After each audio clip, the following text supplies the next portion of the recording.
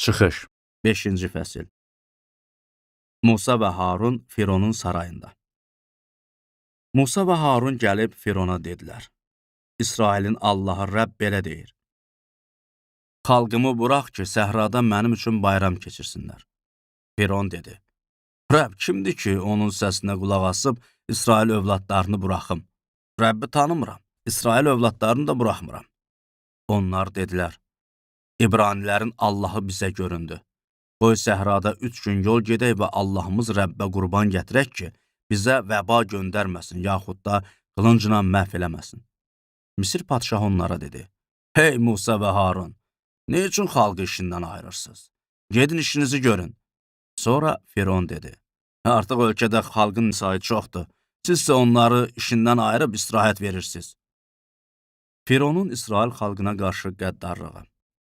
Həmin gün Firon xalqın nəzarətçilərinə və gözətçilərinə əmr eləyib dedi: İndiyə kimi elədiyinizdən fərqli olaraq bir daha xalqa kərpic düzəltmək üçün saman verməyin. Qoy özləri gedib saman yığsınlar. Amma indiyə qədər onların üzərlərinə qoyduğunuz gündəlik kərpic sayını azaltmayın. Çünki onlar tənbəldilər və buna görə də gedək Allahımıza qurban gətirək, deyib fəryad eləyirlər. Bu adamlara daha ağır iş verilsin ki, çox çalışsınlar və yalanlara fikir verməsinlər. Xalqın nəzarətçi və gözətçiləri adamların yanına gəlib onlara dedilər: Firon belə deyir, mən sizə saman verməyəcəyəm. Gedin özünüz hardan istəyirsiniz saman götürün, amma işiniz azalmayacaq. Xalq bütün Misir torpağına səpələnib, saman əvəzinə küləş yığmağa başladı. Nəzarətçilər onları məcbur eləyərək deyirdilər: Sizə saman verilən vaxt gördüyünüz gündəlik işi yerinə yetirin. Firon nəzarətçiləri İsrail övladlarının üzərinə qoyduqları İsrailli gözətçiləri döyüb dedilər: Niyə dünən və bugün indiyə qədər olan gündəlik kərpic sayını yerinə yetirməmsiz? İsrail övladlarından olan gözətçilər Fironun yanına gəlib ona fəryad eləyərək dedilər: Qullarınla niyə belə rəftar edirsən? Qullarına saman vermirlər, amma bizə kərpiclər düzəldin deyirlər. Budur qulların döyülür.